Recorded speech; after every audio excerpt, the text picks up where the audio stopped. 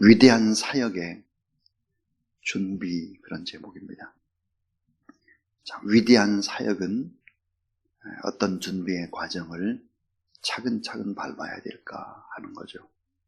아주 중요한 하나님의 말씀입니다. 예수님은 서로 다른 12 제자를 부르십니다. 그리고 위대한 일들을 계획하시죠. 그 준비의 과정을 보면 실로 참 고통스럽고 어려운 과정들을 거칩니다.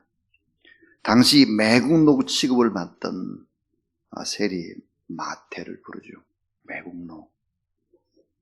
또 이스라엘의 독립을 열망하면서 품에 칼을 품고 다니던 열심당원 시몬을 부릅니다. 갈릴리의 어부 촌동네의 사람들, 조금 똑똑하다고는 가룟 유다, 이런 사람들을 부르는 거죠. 그러니까 12명은 결코 하나 될 수 없는 존재였다. 그럼에도 불구하고 예수 그리스도는 그들을 한 공동체로 묶으시고, 물론 이제 가룟 유다 12분의 1은 탈락을 하고 다시 이제 보선을 하지만, 자, 이런 과정을 거치면서 하나님의 거룩한 역사, 세계 복음화의 꿈을 꾸신 것입니다. 자, 어쩌면 예수 그리스도는 우리가 섬겨야 할 교회의 모습을 보여주고 있습니다. 예수님과 12 제자, 교회의 모습이죠. 예수님은 어떻게 사역하셨을까? 이것은 목회자에게서 매우 중요한 질문입니다. 오늘 본문에 모세는 어떻게 이스라엘 백성들을 이끌어갈 수 있었을까 하는 것입니다. 서로 다른 사람들을 어떻게 자랑스러운 사역자로 세우셨을까? 12지파의 족장으로 세울 수 있었을까? 사실은 본질은 변함이 없어야 하는 것이죠. 본질.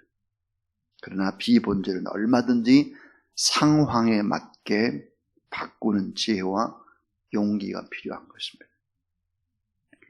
배는 목적지를 변경하지는 않지만 그곳에 가기까지 바다의 상황이라든지 배의 상태를 바로 살피면서 이 경로와 속도를 바꾸는 것입니다. 이런 것을 보면 지도자가 무엇을 준비하고 어떻게 시작을 할까, 너무 중요한 얘기죠. 너무 중요한 얘기. 자, 그래서 위대한 사역의 준비 과정, 어떤 준비를 해야 될까 하는 거죠. 어제 말씀에서 우리 성도들, 특별히 이제 이스라엘 백성들을 누구라고 했느냐? 장자라고 했습니다. 장자. 나는 누구일까? 나는 태양신의 아들이 아니고 태양신의 자녀가 아니라 하나님의 가장 귀한 장자다 그랬어요. 이 장자는 하나님의 나라 그 유업을 다 기업으로 받을 사람입니다. 하나님은 태양신의 장자, 즉 세상의 장자를 어떻게 할까요? 쳐버리죠. 죽임으로 하나님의 장자를 구원하십니다. 하나님은 이스라엘 민족 구원의 꿈을 꾸죠. 전체를 다 장자로 삼으시는 것입니다. 이 하나님의 구원에는 긴 과정이 소요가 되죠. 그래서 지도자는 철저히 준비되어야 되는데, 이 지도자의 준비 과정이 어떤 과정을 거쳐야 될까 하는 거예요. 위대한 사역의 준비, 그 과정 하나하나는 어떻게 시작이 될까 하는 것입니다. 자, 첫 번째입니다. 첫 번째는 거룩한 가정에서부터 시작입니다. 거룩한 가정에서부터 시작이다 하는 거예요. 위대한 민족 구원의 거룩한 역사는 가정입니다. 가정. 완전한 구원의 가정, 거룩한 구원의 가정으로 시작한다. 구원의 단위가 뭐냐? 가족입니다. 구원의 단위가 가족이에요. 하나님이 원하는 구원의 단위가 바로 가정이다. 자, 24절을 보면 참 놀랍고 무서운 얘기를 합니다. 모세가 길을 가다가 숙소에 있을 때에, 그러니까 자기 가족들을 나귀에 태우고 자녀들을 태우고, 그리고는 바로가 있는 카이로를 가는 것이죠. 그런데 숙소에 있을 때 여호와께서 그를 만나사 그를 죽이려 하신지라 그랬습니다. 왜 모세를 죽이려고 했을까 하는 것입니다. 그것은 모세의 가정에 문제가 있었기 때문이죠. 위대한 사역의 걸림돌 가정이었습니다. 하나님을 믿지 않는 아내와 결혼한 것입니다. 미디안 지방의 제사장의 딸 십보라는 무엇을 몰랐을까? 할례의 중요성을 모르는. 그래서 제사장의 가정에서 할례의식이 없었다. 미디안 제사장. 가는 길이 근본적으로 달랐죠. 아마 모세는 장인과의 마찰이라든지 아내 이 십보라의 마찰 이런 것 때문에 할례를 하지 않았을 것입니다. 자기 아들을. 자, 이제는 하나님 앞에 부름을 받아가지고 민족 구원의 사령관으로 지금 가고 있는데 하나님께서 나타나서 모세를 죽이려고 하는 것입니다. 다시 말하면 자녀와 아내의 문제를 해결하지 않으면 하나님의 거룩한 역사를 결코 이룰 수 없다는 것이죠. 하나님 앞에 온전함을 요구하는 것입니다. 자, 여러분 모세가 죽으려고 합니다. 하나님이 죽이려고 하니까요. 근데 금방 아내가 알아차렸다는 거예요. 나 때문이구나. 할례를 하지 않은 것 때문이구나. 그래서 십보라가 25절에 보니까 돌칼을 가져다가 그의 아들의 포피를 베어 자 그의 발에 갖다 대매 이르되 당신은 참으로 내게 피난편이로다 하니 그랬습니다. 모세가 죽을 것 같을 때 왜 우리 남편이 죽을 것 같을까를 금방 알았다. 왜 금방 알았을까요? 모세가 여러 번 얘기를 한 것입니다.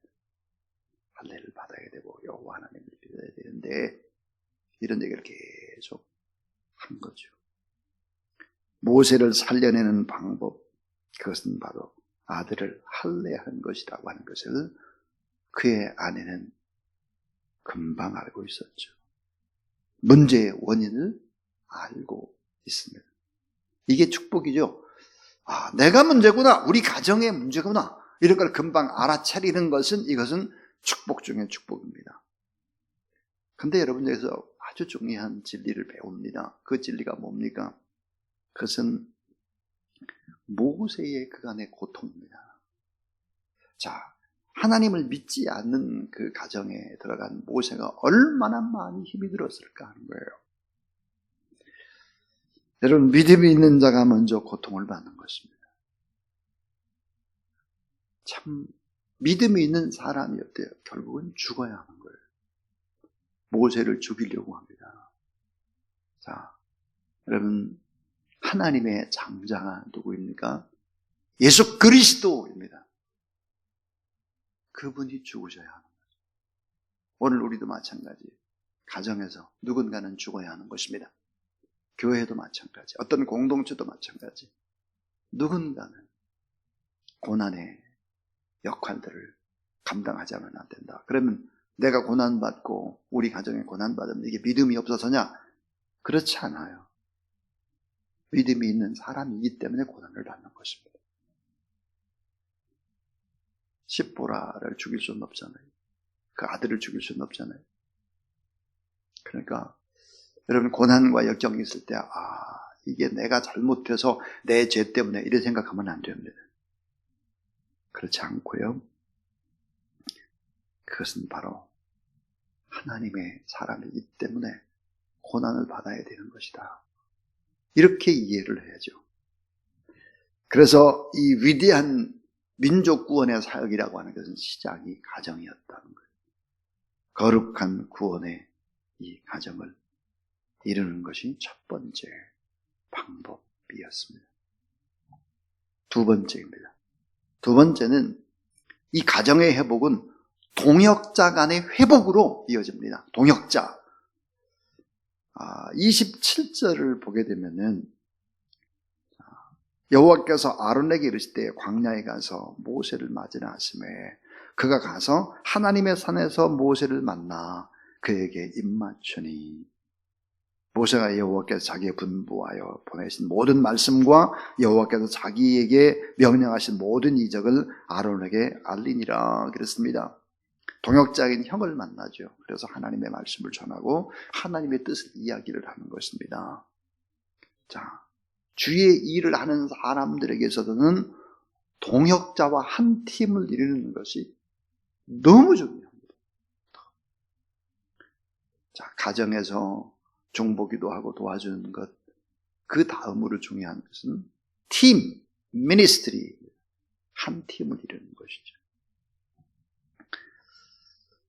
창세기를 읽어보면 하나님이 창조 사역을 할 때 우리들이 사람을 지었다 그랬습니다. 우리들, 엘로힘입니다. 그렇습니까? 창조 사역도 하나님과 예수님과 성령이 함께 했다는 것을 알 수 있죠. 자, 하나님의 구원 사역을 어떻게 이루시나? 한 팀으로 이루십니다. 하나님께서 구원을 예정하시고 작정하시고 계획을 세우세요. 그 구원을 십자가상에서 이루시는 것은 예수 그리스도죠. 그럼 이 구원의 확신을 우리에게 주고 인을 쳐주는 것은 뭘까? 말씀을 주고 깨닫게 하고 성령의 인을 쳐주는 성령이죠. 성령. 구원 사역도 똑같이 어때요? 팀 미니스트리예요. 예수 그리스도께서도 사역을 할 때 베드로, 야고보, 요한 그 세 사람을 팀의 리더로 부르셨습니다. 팀 미니스트리입니다. 자, 사도 바울 같은 경우도 사실은 그랬죠. 바울이라든지 마가라든지 바나바라든지 한 팀을 이루고 또 바울과 실라가 또 한 팀을 이루고 다 이렇게 팀이에요. 팀. 자, 출애굽기 17장에서 거대한 엄청난 싸움이 벌어지죠. 그때도 모세와 아론과 훌이 연합을 합니다. 모세와 아론과 훌이 연합을 해서 산 꼭대기에서 기도할 때 여호수아가 그 군대가 이기는 것입니다. 전부 다 뭐예요? 팀이에요. 팀. 그래서 전도서 4장 11절 12절에 보면 두 사람이 함께 누우면 따뜻하거니와 한 사람이 어찌 따뜻하랴. 한 사람이면 패하였거니와 두 사람이면 능히 당하나니. 그 다음에 따라하세요. 삼겹줄은 쉽게 끊어지지 아니하니라. 혼자만 패한다는 거예요. 둘은 능히 당할 수 있다. 그러나 셋은 쉽게 끊어지지 않는다 하는 것입니다. 위대한 사역이라고 하는 것은 결국은 팀을 이루지 않으면 안 된다 하는 거죠. 예전에는 독불장군처럼 혼자 다 할 수 있으면 지금은 결코 그렇지 않습니다. 팀으로 연합을 해야 합니다. 우주선 여러분 생각해 보세요. 우주선은요 많은 것들의 수백만 수천만 개의 부품의 결합체입니다. 조그마한 오두막집은 혼자 지을 수 있어요. 텐트 혼자 칠 수 있어요. 그러나 아름다운 집은 결코 혼자 지을 수 없는 거죠. 그래서 결국은 가정이 정말 중요하지만 온전한 가정에서 시작하지만 두 번째 단계는 동역자 간에 그런 팀이 되어 있지 않으면 위대한 역사를 결코 이룰 수 없다 하는 것입니다. 그래서 이제 형 아론과 함께 이제 모세는 평생 팀을 이룹니다. 한 팀을 이뤄서 사역을 했죠. 그 다음에 세 번째입니다. 세 번째는 자 이제 지도자들과의 회복입니다. 지도자들. 오늘 본문에 보니까 이 지도자들과 또 한 팀을 이루어가는 것을 볼 수 있죠. 29절 모세와 아론이 가서 이스라엘 자손의 모든 장로들을 모으고 그랬습니다. 리더들과 이 바로 이제 회복으로 이어져가는 것입니다. 모든 장로들과 회복하고 마지막 네 번째는 어떻게 될까? 언약 공동체의 회복이 드디어 시작이 되는 것입니다. 언약 공동체의 회복이 시작된다. 이런 단계를 거치죠. 그래서 부흥과 회복이 시작이 된다 하는 거죠. 자, 오늘 이 본문에 보면 30절과 31절 아론의 여호와께서 모세에게 이르신 모든 말씀을 전하고 그 백성 앞에서 이적을 행하니 31절입니다. 같이 한번 읽습니다. 시작. 백성이 믿으며 여호와께서 이스라엘 자손을 찾으시고 그들의 고난을 살피셨다 함을 듣고 머리 숙여 경배하였더라. 머리 숙여 경배하였더라. 백성이 믿으면서 경배하기 시작한다. 그러니까 언약 공동체는 이렇게 시작이 된다 하는 것입니다. 모세 가정의 죄악을 하나님이 지적합니다. 네 가정이 그렇게 해서는 안 된다. 모세가 죽을 뻔하죠. 할례를 행합니다. 자, 여러분이 할례라고 하는 이 사실을 꼭 할례는 하나님의 백성인 표시를 몸에 지니는 것입니다. 하나님의 백성이라고 하는 것을 몸에 지니는 거예요. 경건의 외적인 표시입니다. 하나님 앞에 내가 선택받았다. 그것을 늘 확인할 수 있는 표시가 바로 할례입니다. 늘 확인할 수 있는 내 몸의 표시, 할례죠. 그래서 결국은 모세 가정의 이 죄악을 지적하면서 언약의 백성의 그런 예식, 겉으로 드러난 예식도 참 중요합니다. 내적인 것도 중요하지만 외적인 형식도 중요한 것입니다. 내적인 내용만 있어서는 안 되는 거예요. 외적인 형식도 중요한 거죠. 자, 그래서 모세가 거의 죽기 직전까지 가죠. 이것이 바로 회복의 전주곡입니다. 가정에서도 시작되죠. 가정의 회복은 결국은 동역자 간의 한 회복으로 팀을 이루게 되고, 이 동역자는 결국은 큰 지도자들 간의 회복으로 이어져서 그 이 지도자들까지의 회복은 결국은 언약 공동체의 회복으로 이어진다 하는 것이죠. 이스라엘의 장로들을 모으고 그 다음에 모세가 하나님의 말씀을 전하고 이적을 행하고, 자 31절에 보니까 기적이 일어나죠. 그 기적은 바로 여호와께서 이스라엘 백성들을 찾으시고 이스라엘 백성들의 고난을 살피시고 부르짖음을 들으셨다라고 한 이 소식을 듣고 백성들이 여호와 하나님 앞에 경배하는 것입니다. 머리를 숙여서 경배하고 찬양으로 이어지는 기적의 역사입니다. 한번 생각해 보세요. 이 기적의 역사가 모세가 준비해서 되는 것인가 하는 것, 그렇지 않죠. 이미 준비가 다 되어 있습니다.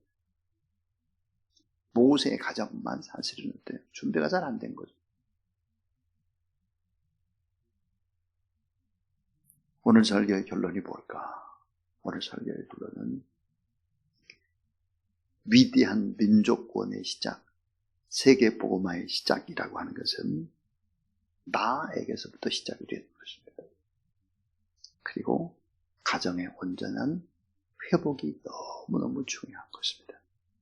그 다음에는 평생 동역할 수 있는 동역자입니다. 평생. 내가 평생 함께 가겠다. 이런 동역자, 간의 회복이죠. 그 다음에 보니까 지도자들입니다. 지도자를 세우고 지도자들과 함께 가는 것입니다. 예수님께서 어떻게 세계복음화의 꿈을 꿨을까? 그것은 12를 키우는 것입니다. 12. 저에게도 꿈이 있습니다. 12명입니다. 12를 키워서 12과 함께 사역을 하는 것이죠. 그 중에 베드로, 야고보, 요한 같은 세 사람이 한 팀을 이루는 것이죠. 원래 저희 교회의 시작이 팀 미니스트리였습니다. 제가 있었고 송영호 목사님이 계셨고 김성모 목사님이 계셨죠. 원래 팀이었어요. 제가 한 20년 전에 팀 미니스트리라고 하는 책을 썼습니다. 20년도 넘었네요, 보니까. 제가 책을 쓸 때는 팀 미니스트리라고 하는 자체가 아예 없었습니다. 어쩌면 저희가 최초라고 보면 되겠죠. 팀을 이룬 팀 미니스트리가. 저희 교회에서 시작된 것이 처음 만들어진 단어들이 참 많습니다. 단기 선교. 저희 팀을 맨 먼저 이루어서 썼던 단어가 아닌가 하는 생각이 듭니다. 어떻게 중국 선교, 캄보디아 선교, 또 이런 북한 선교, 이런 선교들이 몽골 선교 이게 가능했을까? 저 아프리카까지, 남미까지. 그것은 팀입니다, 팀. 팀을 이루지 않았다면 우리 교회는, 교회 자체는 아마 큰 교회가 됐을지 몰라도 위대한 팀 미니스트리가 아니면 사역은 이렇게 펼쳐지지 못했고 오랫동안 가지 못했을 것이다 생각이 듭니다. 자, 오늘 이 본문 잘 기억하시면서 위대한 사역의 준비의 과정은 이렇게 시작이 된다. 이 사실을 꼭 기억하고, 혹시 가정에서 어떤 내가 고통을 받거나 어려움이 있다면 나의 죄의 문제만은 아니다. 믿음이 연약한 사람을 대신해서 내가 고난을 받을 수 있다 하는 것입니다. 예수님이 고난을 받은 것처럼 이렇게 생각을 하고 고난 받을 때 믿음으로 감사하는 그런 여러분 되기를 주의 이름으로 축원합니다.